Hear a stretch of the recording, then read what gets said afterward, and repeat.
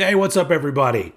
Seems like it's been a long time since I did a standalone album review. As a lot of you know, I normally reserve my album reviews for a show I do called Old Bollocks that I do with Howard H. Smith, the lead vocalist of the classic UK thrash metal band Acid Reign. But this is a special one, so I decided that this needs its own separate album review.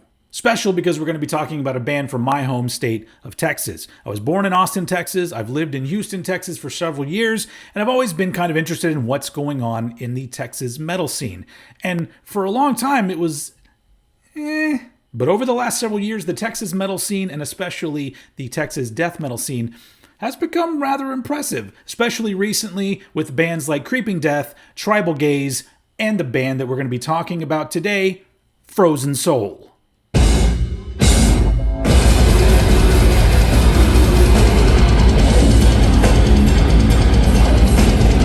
In case you need me to bring you up to speed on this band, here we go. Frozen Soul were formed in 2018 in the Dallas-Fort Worth area, although I've heard that there was some version of the band that existed prior to that for a little bit. Doesn't matter, but within a couple years, they were already signed to Century Media Records and released their debut album in 2021 called Crypt of Ice. That album was very well received, and since then they've been touring their asses off and impressing a shitload of people, and eventually even scoring a cover slot on Decibel magazine. And that brings us up to now. In 1 week, on May 19th, 2023, they will be releasing their second full-length album on Century Media Records, and it is called Glacial Domination. I was fortunate enough to get an advance copy of this album, and I've had a couple weeks to really marinate on it, and it's really fucking good.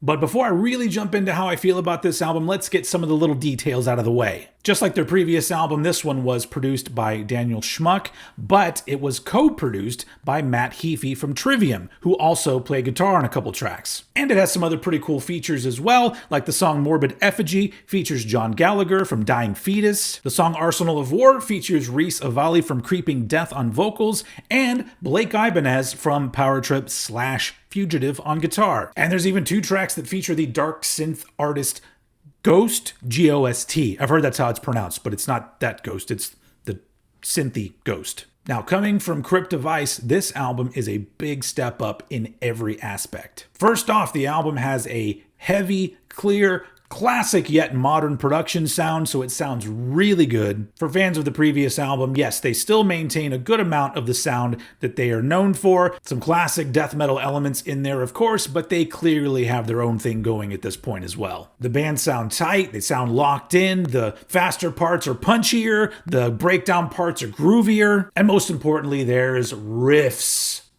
Tons of them. There is an abundance of what Busta Rhymes would call that head nod shit that makes you break your neck. But also from a songwriting perspective, the songs don't always go the way you think they're going to go, and they're always really pleasant surprises. Don't worry, nothing too out of left field. Deep down at its core, this is a death metal album. Bringing us those thick, crunchy riffs are Michael Munday and Chris Bonner. Chris Bonner used to be, or still might be, in a really good Texas metal band called Steel Bearing Hand. Holding down the low end, we have Samantha Mobley on bass guitar. Rounding out the rhythm section, Matt Denard on drums. Hell of a rhythm section in this band. And last but not least, we have vocalist Chad Green. Now, in the past on my channel, I've occasionally griped about death metal vocalists, especially these days, because I feel like these days there are a number of death metal vocalists that are just kind of trying to sound like somebody else.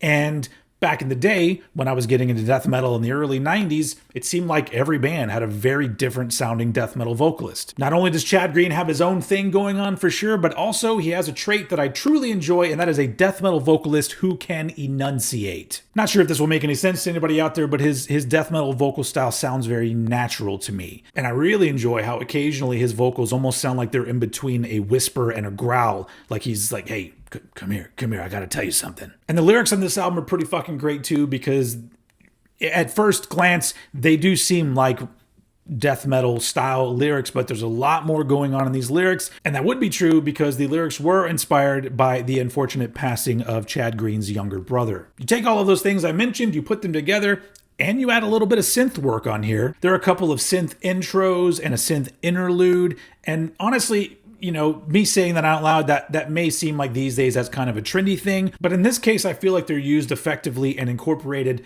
just enough to add another sort of eerie layer to the atmosphere that's already created by the band. And I think that their brand of death metal could benefit with more of it, honestly. Because one of the big takeaways from this album for me is that the band clearly has the room to branch out and experiment with their sound. I mean, the song Frozen Soul, they now have a song called Frozen Soul, and they are Frozen Soul. It's just too bad the album wasn't also called Frozen Soul. But that song seems like a big step forward for them, honestly, and I feel like they have a show closer for forever now. Also, I love that there's a song called Best Served Cold, and I do think they need to up their koozie game by putting out a new koozie that has Frozen Soul on one side and Best Served Cold on the other. You guys can have that idea for free. But yeah, from the caliber of the content included here, you can tell that Frozen Soul are a band that are here for the long haul and aren't just going to be happy with churning out the same old bullshit over and over. Now, of course, you can't talk about a death metal album without talking about the album art. Look at that fucking thing right there.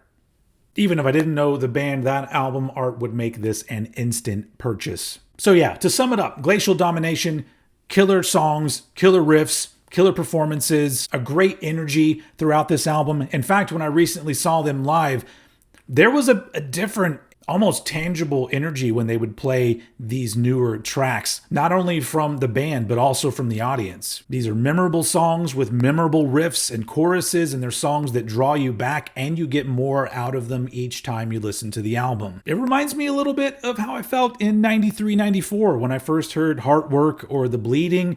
Now, whether or not this album is going to age as gracefully as those two have, that's yet to be seen. But you never know, we could have a future death metal classic on our hands here. Oh, and most importantly, it's 42 minutes long. Right in my sweet spot, folks. A lot of death metal bands, I guess, these days have been making albums around that length. Keep doing that shit. 45 should be the limit. So yeah, clearly I really like this album. I suggest you go check it out when it comes out a week from now. This band have been getting a lot of attention lately, and it is all for very good reasons. And to be honest, I am very stoked to have something to be proud of coming from my state these days. So yeah, I'll put some links down below about where you can get the album. You can order CDs and vinyl. I ordered the clear blood splatter vinyl from their website. Looks very cool. And there's other variants available as well. And you got a week. If you're watching this when it came out, you got a week to order your copy, and maybe it'll be there around the release date, which is May 19th. So yeah, Frozen Soul, Glacial Domination, great fucking album. If I was going to give it stars, it'd be